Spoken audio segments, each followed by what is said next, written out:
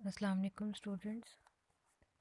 Today we will discuss reactions of benzene and orientation and reactivity of benzene. इसमें हमने reactions जो main होते हैं बेंजीन के वो इलेक्ट्रोफिलिक एरोमेटिक सब्स्टिट्यूशन है और इसके अलावा हमने इसमें एडिशन और ऑक्सीडेशन रिएक्शंस इसके डिस्कस करने हैं और नेक्स्ट हम इसकी कुछ ओरिएंटेशन जिसको डायरेक्टिंग इफ़ेक्ट भी बोलते हैं बेंजीन का कि किस किस पोजीशन पे रिएक्शन होगा वो भी डिस्कस करना है। ठीक है, तो हम स्टार्ट करते हैं इसकी इलेक्ट्रोफिलिक सब्स्टिट्यूशन रिएक्शन से। बेंजीन जो है हमारे पास सब्स्टिट्यूशन रिएक्शंस देती हैं। सबसे पहले तो हमें ये देखना है कि सब्स्टिट्यूशन रिएक्शंस कौन से होते हैं। सब्स्टिट्यूशन रिएक्शंस वो होते हैं जिसमें कोई चीज़ सब्स्टिट्यूट होती है। जैसे कि हमारे पास यहाँ पे एक बेंजीन दिखाई गई है। इसमें क्या होता है कि ये एक्स हैलोजेंस को शो कर रहा है, नेक्स्ट नाइट्रो, उसके बाद ये सल्फोनिक एसिड, ये अल्काइल एसाइल, ये सारे ग्रुप सब्स्टिट्यूट हो रहे हैं इस हाइड्रोजन की जगह पे। यहाँ पे जो हाइड्रोजन था इस कार्बन की जगह वो रिमूव हो रहा है और इसकी जगह नेक्स्ट जो ग्रुप हैं जैसे हैलोजेंस है, नाइट्रो ग्रुप है, सल्फोनिक एसिड है, अल्काइल है या इसाइल है, वो इस हाइड्रोजन को रिमूव करके यहाँ पे ऐड हो रहे हैं। ठीक है, ये हो गया हमारे पास substitution reactions. Electrophilic substitution reactions means कोई इलेक्ट्रोफाइल जहाँ पे आएगा और वो सब्स्टिट्यूट होगा। अब इलेक्ट्रोफाइल क्या होता है, उसको हम ई से रिप्रेजेंट करते हैं। उसके ऊपर पॉजिटिव चार्ज होता है। वो स्पीशी जो जिसके पास इलेक्ट्रॉन्स की डेफिशिएंसी होती है उसको हम कहते हैं कि इलेक्ट्रोफाइल है। ये electrons loving, electrophile means electrons loving, जिसको इलेक्ट्रॉन्स की तरफ अट्रैक्शन फील हो, और वो वही स्पीशी हो सकती है जिसको इलेक्ट्रॉन्स की तरफ अट्रैक्शन हो जिसके ऊपर पॉजिटिव चार्ज हो। इट मीन्स जो हमारे पास इलेक्ट्रोफाइल होता है वो पॉजिटिवली चार्ज स्पीशी होती है। ठीक है, तो इलेक्ट्रोफिलिक सब्स्टिट्यूशन रिएक्शन मीन्स यहाँ पे किसी इलेक्ट्रोफाइल ने बेंजीन के साथ सब्स्टिट्यूट होना है। बेंजीन का जो हाइड्रोजन है उसके साथ सब्स्टिट्यूट होना है और रिंग के ऊपर सब्स्टिट्यूशन होनी है। ठीक है, इसकी बेस पे इसकी डिफरेंट टाइप्स होती हैं इलेक्ट्रोफिलिक सब्स्टिट्यूशन रिएक्शंस की। जैसे कि हैलोजिनेशन मींस हैलोजेंस जो हैं वो सब्स्टिट्यूट होंगे, nitration, sulphonation, Friedel craft alkylation and Friedel Crafts acylation. ठीक है, जब हैलोजेंस ऐड होंगे तो उसको हम हैलोजिनेशन रिएक्शन बोलेंगे। जब नाइट्रो ग्रुप अटैच होगा तो नाइट्रेशन कहेंगे। ये इसकी कंडीशंस भी यहाँ पे दी गई हैं, हम हर एक को यहाँ पे स्टडी करेंगे। नेक्स्ट, अगर सल्फोनिक एसिड ग्रुप ऐड हो तो उसमें सल्फोनेशन, अल्काइल हो तो फ्रीडल क्राफ्ट अल्काइलेशन, और असाइल ग्रुप ऐड हो तो फ्रीडल क्राफ्ट असाइलेशन बोलते हैं। ठीक है, अच्छा जी, इलेक्ट्रोफिलिक जो एरोमेटिक सब्स्टिट्यूशन है उसका मेन मैकेनिज़्म क्या है, जनरल मैकेनिज़्म की अगर हम बात करें तो ये रिएक्शन होता कैसे है। मैंने कहा था कि इलेक्ट्रोफाइल वो स्पीशी होती है जिसके ऊपर पॉजिटिव चार्ज होता है। हमने इसको ई से डिनोट किया था, जैसे कि यहाँ पे ई दिया गया है, ये जो ब्लू वाला है पार्ट इसमें ई पॉजिटिव लिखा हुआ है। ठीक है, और दूसरा ये हमारे पास बेंजीन है जिसका एक हाइड्रोजन ओपन करके इन्होंने यहाँ पे लिखा है। अभी सबसे पहले पहला स्टेप जो होगा, यहाँ पे देखिए इलेक्ट्रोफाइल है ये, इसके पास इलेक्ट्रॉन की है डेफिशिएंसी, इसने इलेक्ट्रॉन लेने हैं। वो कहाँ से लेगा, बेंजीन से। मींस बेंजीन अब एज अ न्यूक्लियोफाइल यहाँ पे काम कर रही है, इसने इसको इलेक्ट्रॉन देने हैं। अब वो इलेक्ट्रॉन सिर्फ पाई इलेक्ट्रॉन ही दे सकता है क्योंकि यही वो इलेक्ट्रॉन बॉन्ड है जो कि आसानी से यहाँ पे दिया जा सकता है। यही वो इलेक्ट्रॉन है जो किसी इलेक्ट्रोफाइल को दिए जा सकते हैं। जो सिग्मा इलेक्ट्रॉन्स है वो तो नहीं दिए जा सकते, जो पाई इलेक्ट्रॉन्स हैं वो दिए जा सकते हैं। तो ये पाई इलेक्ट्रॉन इस इलेक्ट्रोफाइल को देगा और इलेक्ट्रोफाइल क्या करेगी, इसके साथ बॉन्ड बना लेगा। यहाँ पे जो डबल बॉन्ड था वो ख़त्म हो गया क्योंकि उसने इस इलेक्ट्रोफाइल को अपने इलेक्ट्रॉन देके उसके साथ बॉन्ड बना लिया। लेकिन जैसे ही इसने इलेक्ट्रोफाइल को इलेक्ट्रॉन देके बॉन्ड बनाया तो ये हमारे पास जो सिग्मा कम्प्लेक्स बना है ये एक इंटरमीडिएट स्टेज है। इसमें देखें, इसमें एरोमेटिसिटी जो है वो ख़त्म हो चुकी है। यहाँ पे ये एरोमेटिक कंपाउंड था क्योंकि ये हक्कल रूल को फॉलो कर रहा था। यहाँ पे क्या है कि ये तो इसकी एरोमेटिसिटी ख़त्म हो गई है, ठीक है, अनस्टेबल है। और वैसे भी ये इंटरमीडिएट स्टेज है। इसने नेक्स्ट जो है अपनी एरोमेटिसिटी को वापस हासिल करना है। वो कैसे करेगा, तो उसके लिए वो यहाँ से ये H था ये एज अ प्रोटॉन यहाँ से रिलीज़ होगा। मीन्स ये अपने दोनों इलेक्ट्रॉन इस बेंजीन को शिफ्ट कर जाएगा और ख़ुद एज अ H पॉजिटिव की फॉर्म में यहाँ से रिमूव होगा, जो कि यहाँ से बेस उसको ले लेगी। ठीक है, जब ये प्रोटॉन जहाँ से दो इलेक्ट्रॉन बेंजीन को शिफ्ट कर देगा तो बेंजीन की जो एरोमेटिसिटी थी दोबारा वो आ जाएगी। ठीक है, वो एक एरोमेटिक कंपाउंड बन जाएगा। लेकिन यहाँ पे क्या चेंज आई कि जिस जगह पे पहले हाइड्रोजन था अब वहाँ पे इलेक्ट्रोफाइल अटैच है और जो हाइड्रोजन था वो एज अ प्रोटॉन इस बेस ने यहाँ से ले लिया था। ठीक है, ये इसके हाइब्रिडाइज्ड स्ट्रक्चर थोड़ा सा दिखाया गया जिसमें बी ऑर्बिटल्स को शो किया गया है, ये वाला। जब इसकी ये इंटरमीडिएट स्टेज बनती है, सिग्मा कॉम्प्लेक्स बनता है, तो उसमें क्या होता है, ये जो पी ऑर्बिटल होता है वो ख़त्म हो जाता है क्योंकि उसने बॉन्ड बनाने में इसको यहाँ पे यूज़ कर लिया था। वहाँ पे उसने सिग्मा बॉन्ड बना लिया था, पाई बॉन्ड यहाँ वाला ख़त्म हो गया था। ठीक है, उसने सिग्मा बॉन्ड बना लिया था। अगेन जब ये वापस आता है, एरोमेटिसिटी इसकी दोबारा से बहाल होती है, तो अगेन वो पहले की तरह अपना सर्कल पूरा कर लेता है, ये डीलोकलाइज्ड वाला जो सर्कल सिस्टम होता है। लेकिन चेंज कहाँ पे आया, इस हाइड्रोजन की जगह ई अटैच हो गया है इलेक्ट्रोफाइल, मतलब सब्सटीट्यूट हो गया है इलेक्ट्रोफाइल हाइड्रोजन की जगह। ये इसका था जनरल मैकेनिज़्म। नेक्स्ट तो हम इसको नेक्स्ट जो है जो हेलोजिनेशन हमने पढ़ी थी उस तरह से हम हर एक रिएक्शन को यहाँ पे डिस्कस करेंगे। सबसे पहले है कि हेलोजिनेशन मतलब ब्रोमिनेशन या क्लोरिनेशन कैसी होती है, ब्रोमीन या क्लोरीन जो है वो कैसे सब्सटीट्यूट होती है। ठीक है, तो हम जो है बेंजीन को रिएक्ट करवाते हैं ब्रोमीन या क्लोरीन से, हम इसको ब्रोमीन या क्लोरीन से रिएक्ट करवाते हैं और हमने एक लिविस एसिड यूज़ करना होता है जो कि यूज़ होगा यहाँ पे इलेक्ट्रोफाइल को जनरेट करने में, इलेक्ट्रोफाइल को जनरेट करने में इसने इस्तेमाल होना है। FeBr3 हमारे यहाँ पे लिविस एसिड है। तो ये क्या करेगा, जब इसके साथ हम रिएक्ट करवाते हैं तो ये यहाँ से प्रोटॉन रिमूव होता है और Br ग्रुप ब्रोमो ग्रुप जो है वो इस बेंजीन के साथ अटैच हो जाता है और ब्रोमो बेंजीन बन जाता है। बाकी ये जो H है ये सेकंड Br के मालिक्यूल के साथ मिलके HBr बना देता है। FeBr3 जो है ये लिविस एसिड है, ये एज अ कैटलिस्ट के तौर पे काम करता है।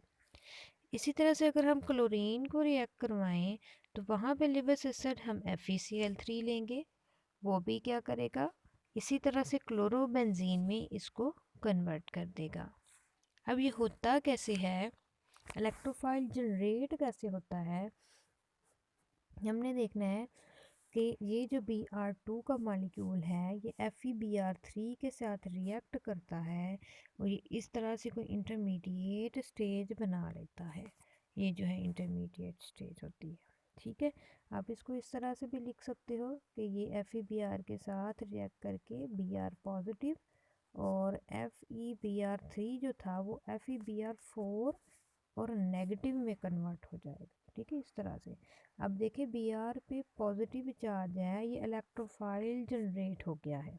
ठीक है, लेकिन इन्होंने इंटरमीडिएट स्टेज के साथ इसका रिएक्शन करवाया हुआ है, हम इस तरह से भी कर सकते हैं। देखिए यहाँ पे क्या होता है, फिर बेंजीन अपने इलेक्ट्रॉन इसको दे रही है, फिर यहाँ से बॉन्ड ब्रेक हो जाता है, FeBr4 जो है ये यहाँ पे बन जाता है। बाकी जो ब्रोमो ग्रुप था वो बेंजीन के ऊपर अटैच हो गया है और दूसरी कार्बन के ऊपर यहाँ पे पॉजिटिव चार्ज आ जाता है।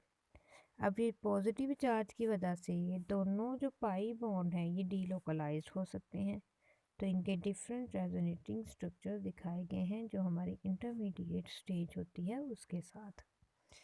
ठीक है, नेक्स्ट हमारा इसके मैकेनिज्म का नेक्स्ट जो स्टेप है उसमें ये होता है कि जो FeBr होता है ये इस प्रोटॉन को यहाँ से रिमूव करता है और जो इसकी एरोमेटिसिटी थी वो वापस आ जाती है, और इफ FBr ने जो प्रोटॉन लिया था वो HBr में इसको कन्वर्ट कर देता है और अगेन खुद FeBr3 में रीजनरेट हो जाता है।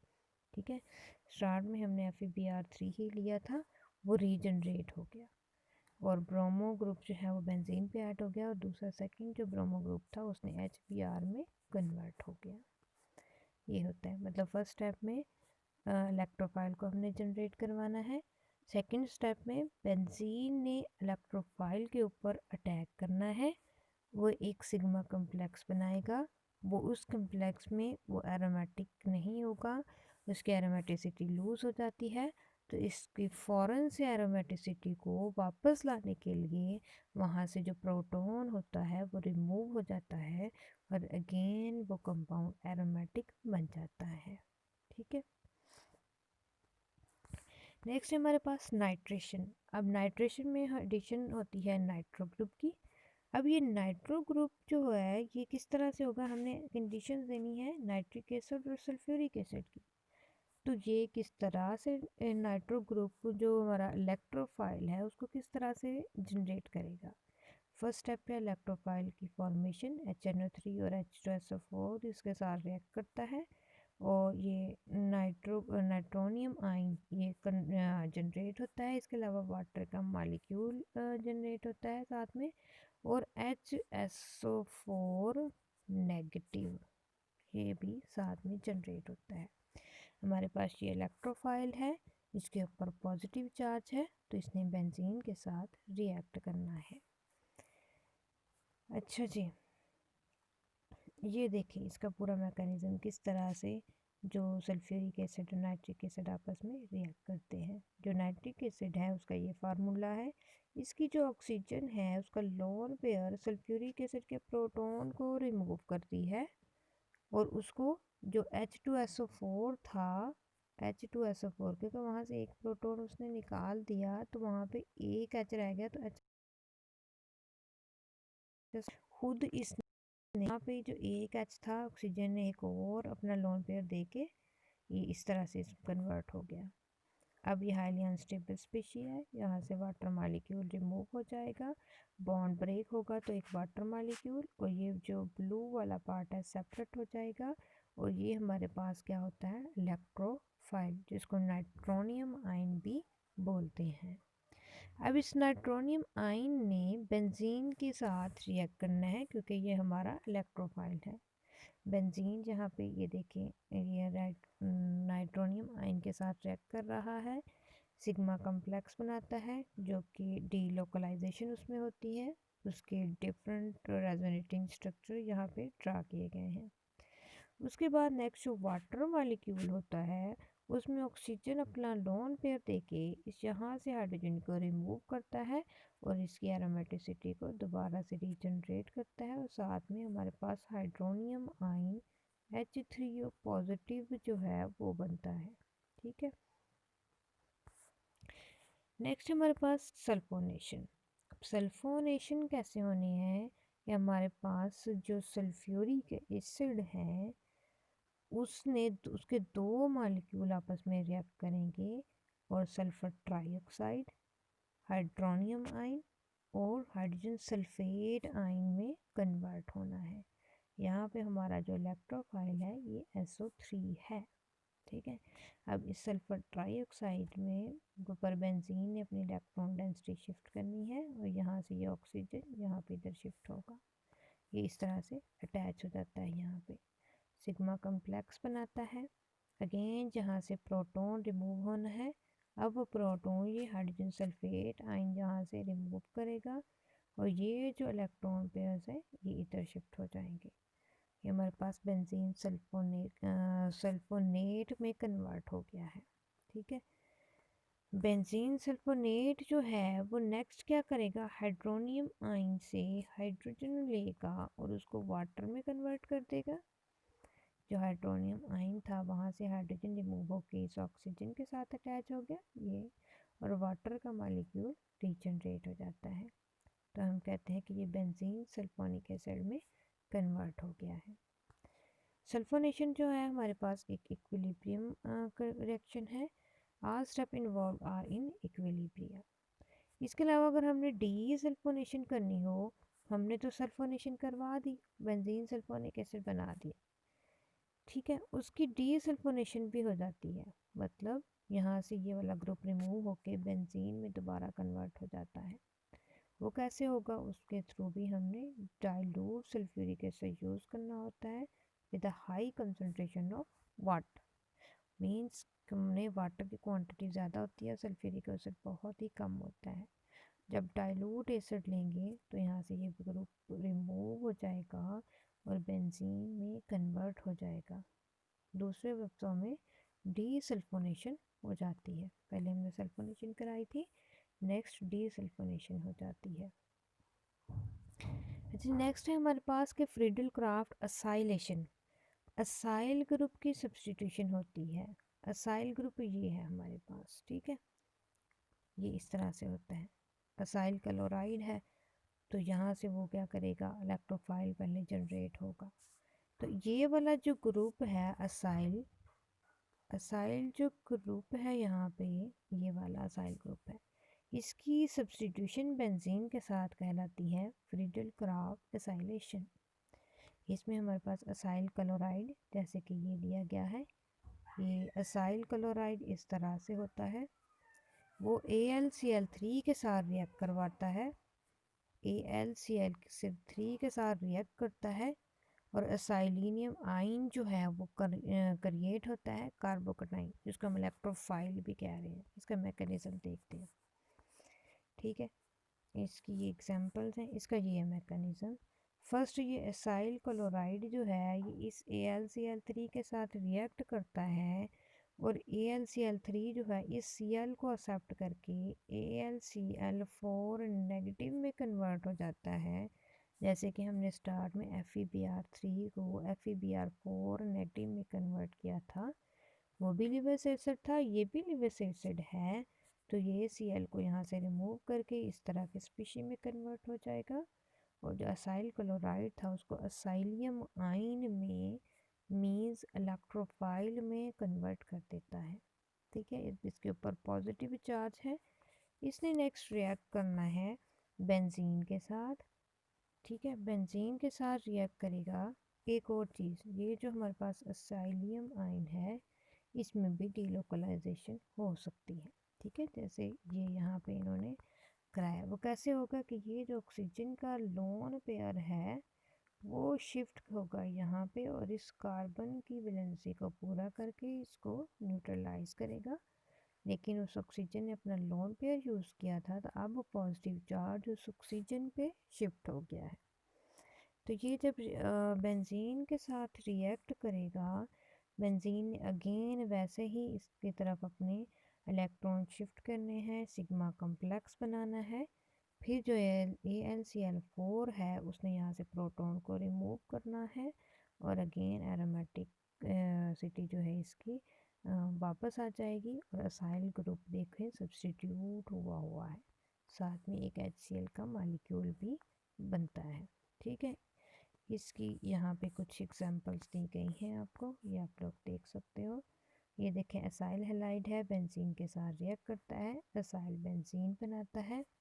इसी तरह से एसिटाइल क्लोराइड, ये एक जनरल एग्जांपल, ये एक स्पेसिफिक एसिटाइल क्लोराइड के साथ दी है।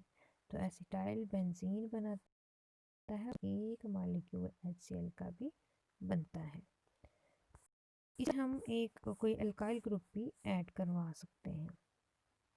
ये जो इसका इंटरमीडिएट स्टेज होती है इस तरह से वो रेजोनेंस स्टेबलाइज्ड होती है। क्योंकि ये पॉजिटिव चार्ज है, उसके नेबर में एक डबल बॉन्ड भी है, तो उसमें रेजोनेंस हो सकती है। वो इसके डिफरेंट कंट्रीब्यूटिंग स्ट्रक्चर ड्रा किए गए हैं। अल्काइलेशन कैसे होगी कि किसी अल्काइल ग्रुप ने क्या होना है, सब्स्टिट्यूट होना है बेंजीन में।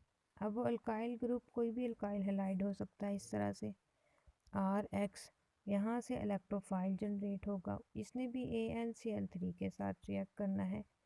AlCl3 के साथ रिएक्ट करके इलेक्ट्रोफाइल जनरेट करेगा, ठीक है। और फिर इलेक्ट्रोफाइल, इसका मैकेनिज्म देखें। ये है हमारे पास अल्काइल हैलाइड। अल्काइल हैलाइड है ये, इसने यहाँ से H को रिमूव करके यहाँ पे अल्काइल ग्रुप ऐड हो गया है और एक HX का मॉलिक्यूल भी जनरेट हुआ है। टर्शियरी ब्यूटाइल क्लोराइड जब बेंजीन के साथ रिएक्ट करेगा तो इसमें भी कार्बोकेटाइन बनेगा। ये यहाँ से Cl रिमूव होगा, ये AlCl3 इसको यहाँ से रिमूव करा देगा और कार्बोकेटाइन बनेगा, वो इसके साथ रिएक्ट करवाएगा, इसकी अल्काइलेशन हो जाएगी। साथ में एक HCl का मॉलिक्यूल भी बनेगा। ये है इसका मैकेनिज्म। ये टर्शियरी ब्यूटाइल क्लोराइड है, AlCl3 रिएक्ट करता है, ये खुद AlCl4 में कन्वर्ट हो जाता है। क्योंकि इसने दोनों यहाँ से इलेक्ट्रॉन इसके ले लिए थे, तो इस कार्बन के ऊपर पॉजिटिव चार्ज, इसके ऊपर पॉजिटिव चार्ज कार्बोकेटाइन बन गया है, या जिसको हम इलेक्ट्रोफाइल भी कह रहे हैं। इस इलेक्ट्रोफाइल ने बेंजीन के साथ रिएक्ट करना है। उसी तरह से अगेन सिग्मा कॉम्प्लेक्स बनाना है जो कि रेजोनेंस स्टेबलाइज है। फिर उसके बाद जो प्रोटॉन है वो AlCl4 यहाँ से प्रोटॉन को रिमूव करेगा और इसमें कन्वर्ट कर देगा। साथ में HCl और AlCl3 रीजनरेट हो जाएगा, ठीक है। ये हमारे पास थी सारी इलेक्ट्रोफिलिक एरोमेटिक सब्स्टिट्यूशन रिएक्शन। इसके अलावा अगर हम देखें तो हमारे पास ऑक्सीडेशन हो सकती है अगर बेंजीन के ऊपर कोई भी अल्काइल चेन इस तरह से अटैच है, उसको हम KMnO4 की प्रेजेंस में अगर रिएक्ट करवाएं तो उसकी ऑक्सीडेशन हो जाती है। वो इस तरह से कार्बोक्सिलिक ग्रुप में कन्वर्ट हो जाता है। जैसे कि टोलुइन है एक कार्बन के साथ, अब नेक्स्ट बेंजोइक एसिड में कन्वर्ट हुआ है, तो रिंग के बाहर भी एक ही कार्बन है। यहाँ पे भी रिंग के बाहर एक ही कार्बन था, अब यहाँ पे भी रिंग के बाहर एक ही कार्बन है। जस्ट क्या हुआ है, ऑक्सीजन की एडिशन हुई है और हाइड्रोजन वहाँ से रिमूव हो गए हैं। तो ये जो सिंपल अल्काइल ग्रुप था वो कार्बोक्साइल ग्रुप में कन्वर्ट हो गया है। अब ये जितनी भी लंबी चेन हो उस पर डिपेंड नहीं करता, बल्कि ये वहीं से एक ही कार्बन के साथ अटैच होगा। जैसे ये अब यहाँ पे तो एक ही कार्बन था, तो इसने क्या किया, यहाँ से कार्बोक्साइल ग्रुप में इसको कन्वर्ट कर दिया। ये देखें, अब ये जो बेंजीन के बाहर चेन है ये 1 2 3 4 4 कार्बन के साथ है। लेकिन जब इसकी KMnO4 के प्रेजेंस में ऑक्सीडेशन होगी तो ब्रेकेज यहाँ से होगी, ये जो इन्होंने ब्लू लाइन शो की है। मीन्स अभी भी कार्बोक्साइल ग्रुप डायरेक्टली अटैच हो जाएगा इस बेंजीन के साथ, एक ही कार्बन रहेगा, बाकी यहाँ से ब्रेक डाउन होके कोई दूसरी स्पीशी बना देगा। इसी तरह से इसकी एग्जांपल ले लें। ये हमारे पास क्या है, यहाँ पे तो एक ही ग्रुप है, चलें जी इसने एक ग्रुप कार्बोक्साइल में कन्वर्ट कर दिया। यहाँ पे जो नीचे वाला कार्बन है ये कुछ इस तरह से है, ये यहाँ पे बेंजीन ऊपर वाले पार्ट, और यहाँ पे इस तरह से ये बेंजीन होगी, ये हमारे पास CH और ये इसके साइड पे CH3, ठीक है। यहाँ से भी ब्रेकेज होगी, यहाँ से भी ब्रेकेज होगी, सिर्फ ये कार्बन कार्बोक्साइल ग्रुप में कन्वर्ट होगा। जितनी भी लंबी चेन हो उसने बिल्कुल जो बेंजीन रिंग के साथ वाली कार्बन है वहाँ से ब्रेकेज होनी है और उसको कार्बोक्साइल ग्रुप में कन्वर्ट कर देना है। In other words benzoic acid में कन्वर्ट हो जाना है। इसके अलावा बेंजीन के एडिशन रिएक्शंस भी हो सकते हैं। बेंजीन है उसके अंदर हम हाइड्रोजन की एडिशन कराएं तो ये जो हमारे पास जो होते हैं कैटलिस्ट, प्लाडियम, प्लाटिनियम, रैन निकल कुछ भी यूज़ कर सकते हैं।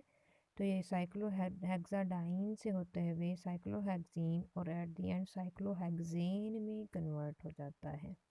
तीनों बॉन्ड यहाँ से रिमूव हो जाते हैं, जिसको कहते हैं एडिशन हो गई है हाइड्रोजन की। इसके अलावा पार्शियल हाइड्रोजनेशन भी हो सकती है। पहले हमने कंप्लीट हाइड्रोजनेशन कराई है, सारे डबल बॉन्ड यहाँ से ख़त्म हो गए हैं, लेकिन अगर हम चाहें तो हम पार्शियल हाइड्रोजनेशन भी करा सकते हैं बेंजीन की, जिसको बिर्च रिडक्शन भी कहते हैं। उसके लिए हमें कंडीशंस डिफरेंट देनी पड़ती हैं। उसके लिए हम अल्कली मेटल इन अमोनिया में यूज़ करते हैं और एथेनॉल हम सॉल्वेंट लेते हैं।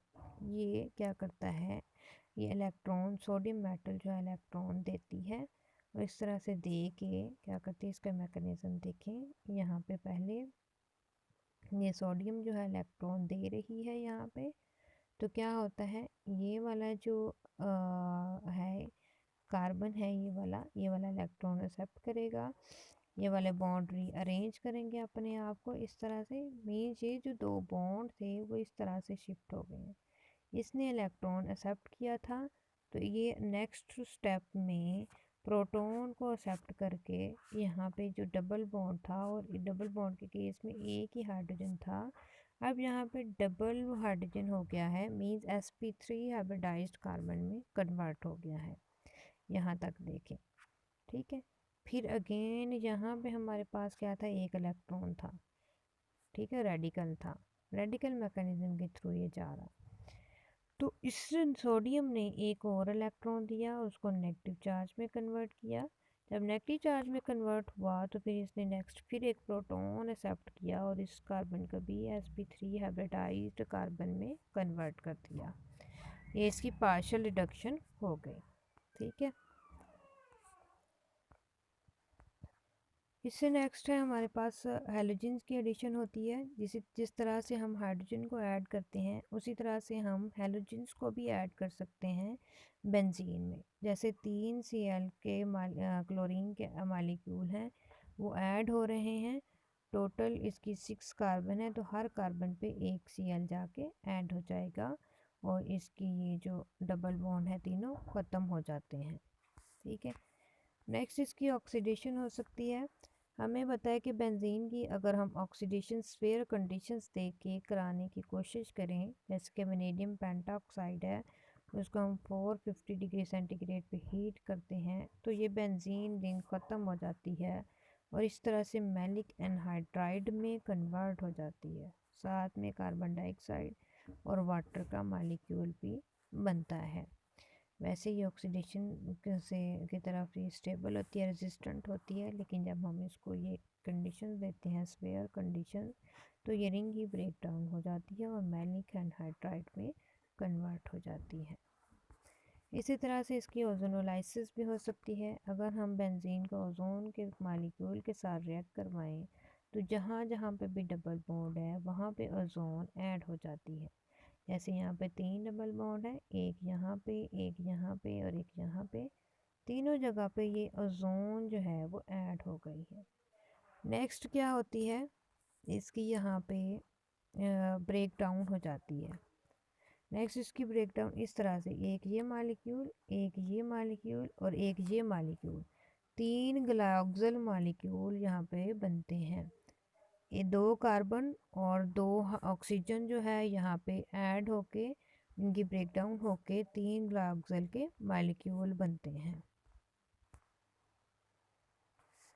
यहाँ तक इसके जो भी रिएक्शंस थे बेंजीन के, एडिशन रिएक्शन थे, इलेक्ट्रोफिलिक सब्स्टिट्यूशन रिएक्शंस और ऑक्सीडेशन रिएक्शंस थे, वो हम कंप्लीट हो चुके हैं। इसे नेक्स्ट इसका हमने जो ओरिएंटेशन चेक करनी होती है, या जिसको हम डायरेक्टिंग इफ़ेक्ट भी बोलते हैं।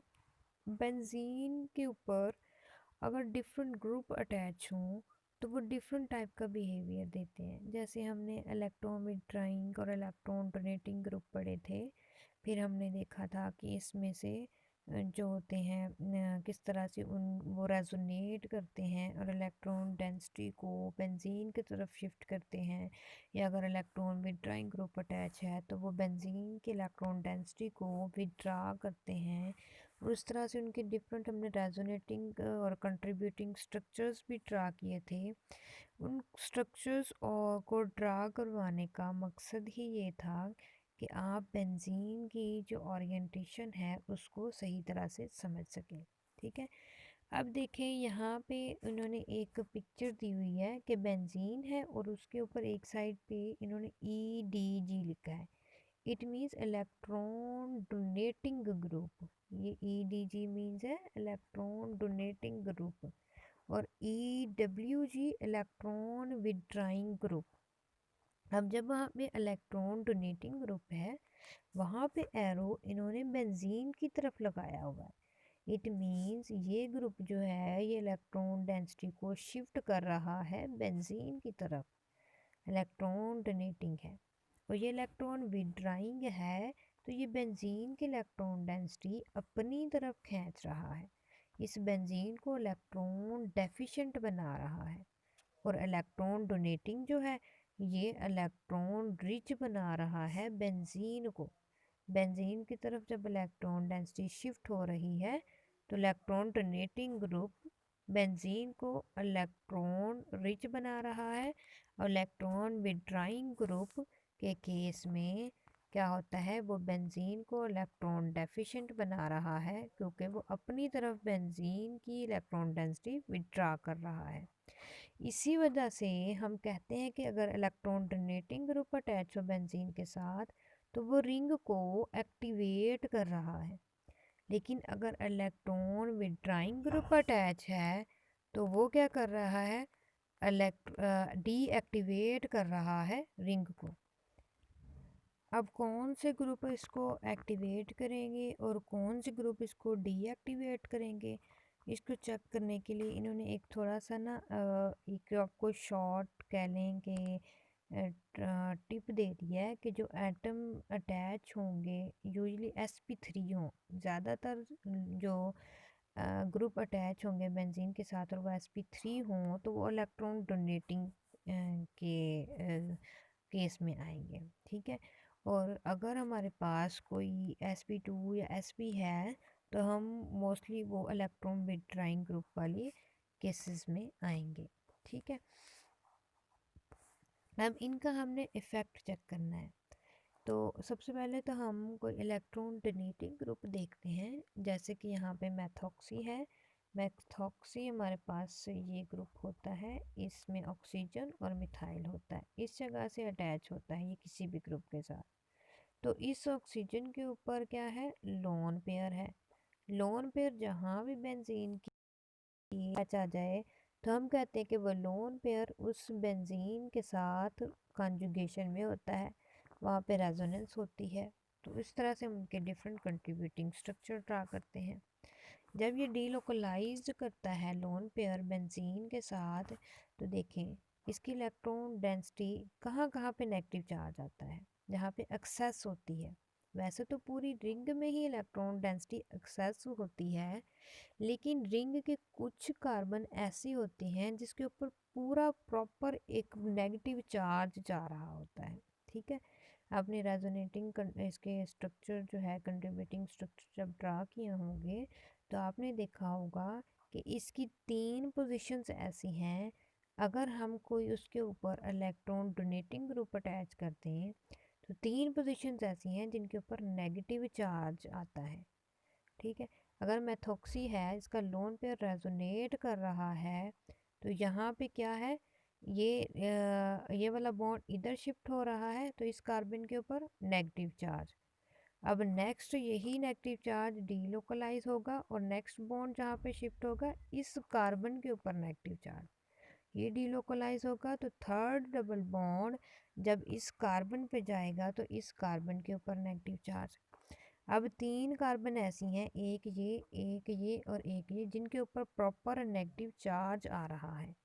बाकी जगहों पे भी इलेक्ट्रॉन डेंसिटी है ज़्यादा है, लेकिन इन कार्बन की जगह पे के बजाय जिन कार्बन के ऊपर नेगेटिव चार्ज है उस पे सबसे ज़्यादा है इलेक्ट्रॉन डेंसिटी। तो वो पोजीशंस कौन कौन सी हैं, ये देखें, ये ग्रुप अटैच है, ये इसकी ये पोजीशन ऑर्थो, ये वाली पोजीशन पैरा, अब थर्ड पोजीशन ये है ऑर्थो, मींस 2 पोजीशन ऑर्थो और 1 पोजीशन पैरा ऐसी हैं जहाँ पे इलेक्ट्रॉन डेंसिटी सबसे ज़्यादा है। तो हम कहते हैं कि जहाँ पे इलेक्ट्रॉन डोनेटिंग ग्रुप अटैच हों वो ऑर्थो और पैरा डायरेक्टर होते हैं। कोई इलेक्ट्रोफाइल अगर इस कंडीशन में आके यहाँ पे रिएक्ट करेगा तो वो ऑर्थो और पैरा पोजीशन पे जाएगा, क्योंकि इलेक्ट्रोफाइल के ऊपर तो पॉजिटिव चार्ज है और इसको नेगेटिव चार्ज चाहिए, तो नेगेटिव चार्ज तो ऑर्थो और पैरा पोजीशन पे ही है। तो इसलिए इलेक्ट्रोफाइल प्रेफर करेगा अगर इलेक्ट्रॉन डोनेटिंग ग्रुप है कि वो ऑर्थो या पैरा के साथ जाके रिएक्ट करे, या वो ऑर्थो पोजीशन पे अटैच होगा या फिर पैरा पे अटैच होगा। ठीक है, बाज़ केसेस में दोनों पे भी हो सकता है, वो कंडीशन टू कंडीशन वेरी करता है। तो ये हम कहते हैं कि ऑर्थो और पैरा डायरेक्टर हैं डोनेटिंग ग्रुप और एक्टिवेटिंग ग्रुप हैं, क्योंकि ये इलेक्ट्रॉन डेंसिटी को बेंजीन की तरफ शिफ्ट कर रहे हैं। अच्छा जी, नेक्स्ट इसकी ये एग्जांपल दी गई है नाइट्रेशन ऑफ एनिसोल। एनिसोल हमारे पास ये दिया गया है मेथॉक्सी ग्रुप जब बेंजीन के साथ अटैच होता है। ये अब देखें मेथॉक्सी ग्रुप बेंजीन के साथ अटैच है और नाइट्रोनियम आइन एक इलेक्ट्रोफाइल है जो कि इसके साथ रिएक्ट करना चाह रहा है।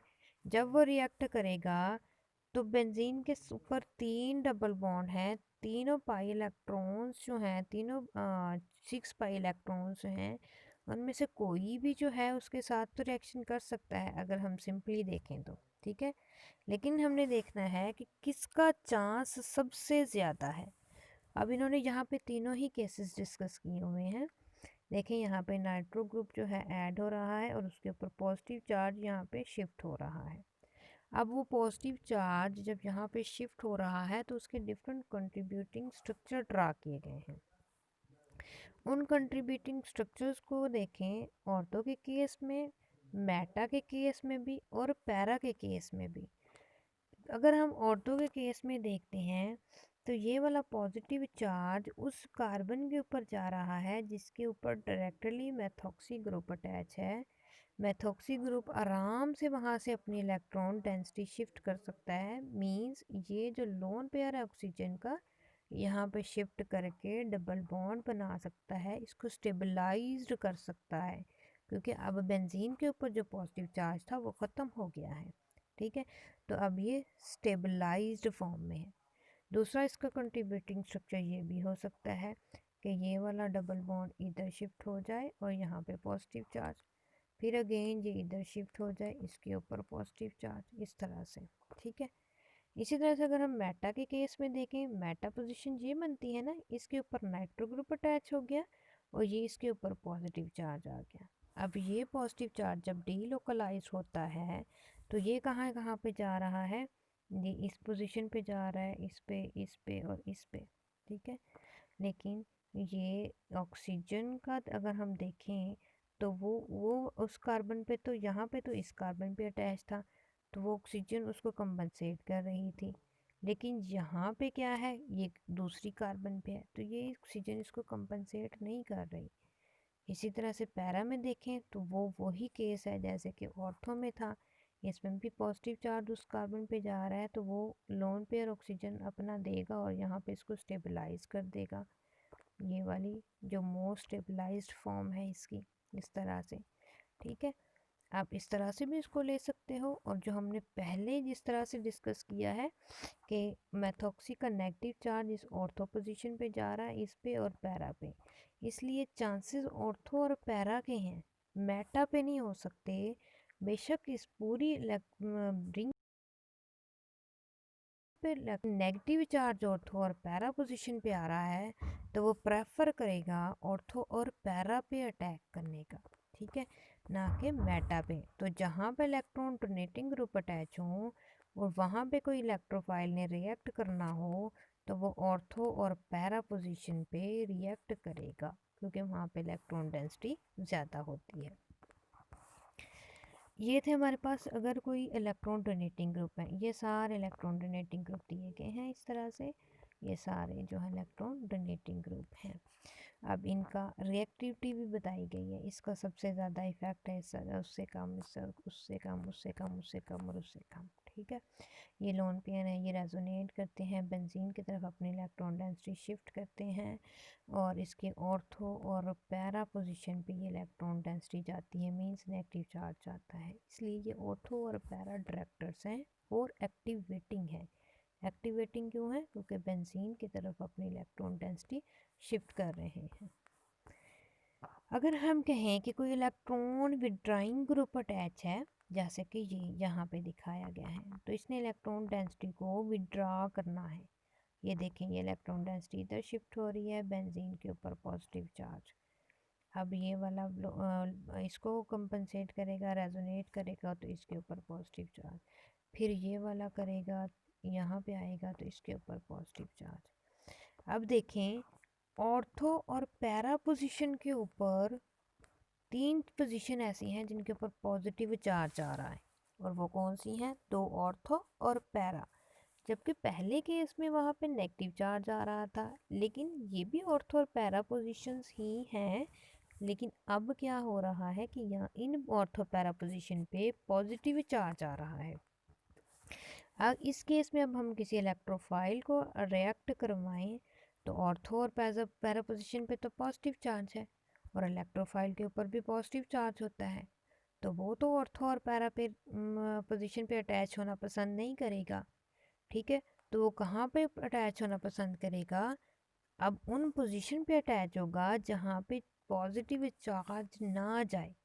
वो कौन सी पोजीशन है? एक ये है और एक ये है, ये दोनों ही वो पोजीशंस हैं, इनको हम मेटा पोजीशन बोलते हैं।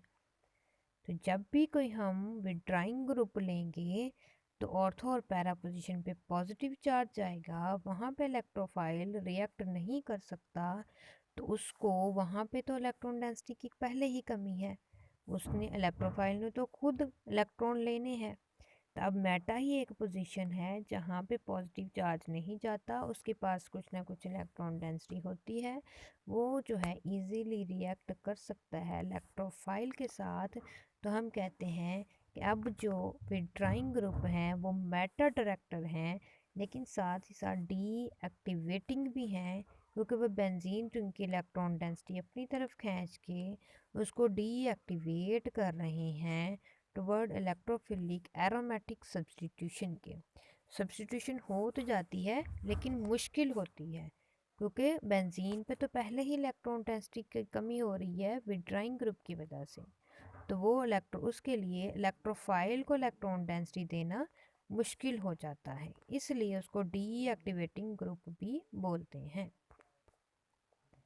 यहाँ पे हमारे पास कुछ electron withdrawing nitro group direct meta group, ये देखिए नाइट्रो बेंजीन है हमारे पास, इसकी हमने नाइट्रेशन करानी है। अब nitro group electron withdrawing group है और मज़ीद हम उसकी नाइट्रेशन करा रहे हैं, एक इलेक्ट्रोफाइल को अटैच करा रहे हैं। ठीक है, तो उसकी ऑर्थो और पैरा मेटा तीनों दी हैं, लेकिन इसकी परसेंटेज चेक करें, ऑर्थो और पैरा पे कितनी कम है। मेटा पे 93% है। It means electron withdrawing group है, इसलिए ये प्रेफर कर रहा है मेटा पे अटैक करना, पैरा और ऑर्थो पे रिएक्शन नहीं होगा, तो ये डायरेक्ट करेगा कि मेटा पोजीशन ऑक्यूपाई हो। ठीक है, ये इसी तरह से उसकी दिखाई गई है तीनों केसेस, ऑर्थो पे रिएक्शन, मेटा पे रिएक्शन, पैरा पे रिएक्शन, जैसे हमने डोनेटिंग ग्रुप के केस में देखा था वैसे ही हम विड्राइंग ग्रुप के केस में यहाँ पे देख रहे हैं। तो वही बात है कि यहाँ पे अगर हम ऑर्थो और पैरा की बात करें तो वहाँ पे ये देखें, ये पॉजिटिव चार्ज यहाँ पे भी पॉजिटिव चार्ज, ये क्या होगा? डीस्टेबलाइज होगा, अनस्टेबल स्पीशी होगी। ठीक है, अगर मेटा के केस में देखें तो ऐसी कोई कंडीशन नहीं आती कि इस कार्बन पे पॉजिटिव चार्ज हो और इस नाइट्रोजन पे भी, नाइट्रोजन पे तो खैर होगा ही, लेकिन इस कार्बन पे पॉजिटिव चार्ज नहीं आता। और पैरा के केस में देखें तो उसमें भी यही है, ये देखें इसके ऊपर पॉजिटिव चार्ज आ रहा है, तो ये दोनों पॉसिबल नहीं होगा, ये वाला प्रेफर करेगा क्योंकि ये इसको ज़्यादा स्टेबल बना रहा है। ये कुछ विड्राइंग ग्रुप दिए गए हैं, नाइट्रो सल्फोनिक एसिड, सियानो, कीटो, एल्डिहाइड एस्टर हो गए, क्वाटरनरी अमोनिया वगैरह, ये सारे इस तरह से बेंजीन के साथ अटैच होते हैं। ये सारे क्या हैं, विट्राइंग ग्रुप हैं। ये इस तरह से कुछ कंपैरिजन दिया हुआ है कुछ इन्होंने कि ये हमारे पास मिथाइल टोलुइन है, तो मिथाइल तो इलेक्ट्रॉन डोनेटिंग ग्रुप होता है। ये CF3 ये भी इलेक्ट्रॉन विट्राइंग ग्रुप है, ये इलेक्ट्रॉन विट्राइंग ग्रुप है। अब इसकी अगर हम ब्रोमिनेशन कराएं तो इस केस में देखें, जहाँ पे डोनेटिंग है वहाँ पे ऑर्थो और पैरा के केस में परसेंटेज ज़्यादा है, जबकि मेटा के केस में ना होने के बराबर है। लेकिन ये विड्राइंग ग्रुप है तो इस केस में ऑर्थो और पैरा के केस में ना होने के बराबर है, और मेटा के केस में इसकी परसेंटेज 91%। ठीक है, इस तरह से भी आप इसको कंपेयर कर सकते हो। ये कुछ इसके सब्स्टिट्यूएंट हैं कि ये हमारे पास जो जो लोन पेयर के साथ हैं ये भी डोनेटिंग है लेकिन विदाउट लोन पेयर है। ठीक है, ये एक्टिवेटिंग ग्रुप है। इसके अलावा हैलोजेंस भी ऑटो और पैरा डायरेक्टर हैं, ये भी डोनेटिंग ग्रुप है, और ये सारे के विड्राइंग ग्रुप हैं, ये डीएक्टिवेट कर रहे हैं। ठीक है, इन सब में जो हैलोजेंस होते हैं नो डाउट उनके ऊपर लोन पेयर होते हैं, वो ऑर्थो और पैरा डायरेक्टर हैं। जब क्लोरोबेंजीन या ब्रोमोबेंजीन रिएक्शन करना हो किसी इलेक्ट्रोफाइल के साथ, तो वो ऑर्थो और पैरा ही पोजीशन पे रिएक्ट करेगा, ऑर्थो और पैरा ही डायरेक्टर होंगे। लेकिन हम इन हैलोजेंस को क्या कहते हैं कि ये डीएक्टिवेटिंग ग्रुप हैं। क्यों डीएक्टिवेटिंग है? क्योंकि ये क्या होते हैं, इलेक्ट्रोनेगेटिव एटम होने की वजह से विड्राइंग इफेक्ट भी रखते हैं, इनका इम्पैक्ट होता है। इसलिए हम कहते हैं कि ये डीएक्टिवेटर हैं। वैसे हैं तो ऑर्थो और पैरा डायरेक्टर, लेकिन साथ में क्या है, डीएक्टिवेटर हैं। ये रिंग को डीएक्टिवेट भी करते हैं क्योंकि ये इंडक्टिवली विड्राइंग है, hence deactivating. Resonance donation inductively withdrawing की वजह से ये डीएक्टिवेटर है, लेकिन रेजोनेंस की वजह से ये ऑर्थो और पैरा डायरेक्टर हैं।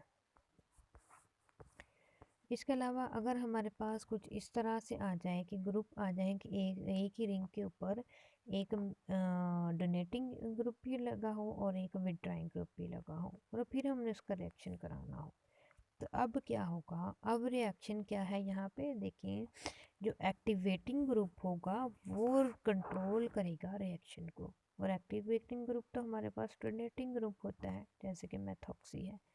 तो इट मीन्स मेथॉक्सी के लिहाज से इसको ऑर्थो और पैरा पे रिएक्शन करना चाहिए। अब पैरा पोजीशन तो पहले ही ऑक्यूपाई है, अब इसके पास बचती क्या है, सिर्फ ऑर्थो पोजीशन। इट मीन्स यहाँ पे क्लोरीनेशन सिर्फ ऑर्थो पोजीशन पे होगी with respect to this methoxy group, क्योंकि ये एक्टिवेट कर रहा है रिंग को। ठीक है, इस तरह से कंपेयर भी हम कर सकते हैं। तो यहाँ तक हमारे पास सारा जो है बेंजीन का रिएक्शंस वगैरह एंड हो चुके हैं। नेक्स्ट हमारे पास नेफ्थलीन की केमिस्ट्री को हमने स्टडी करना है, उसकी प्रिपरेशन है, और इसके अलावा उसकी रिएक्टिविटी है। वो बहुत छोटा सा एक लेक्चर है, वो हम नेक्स्ट लेक्चर में उसको स्टडी करेंगे। ठीक है, थैंक यू, अल्लाह हाफिज़।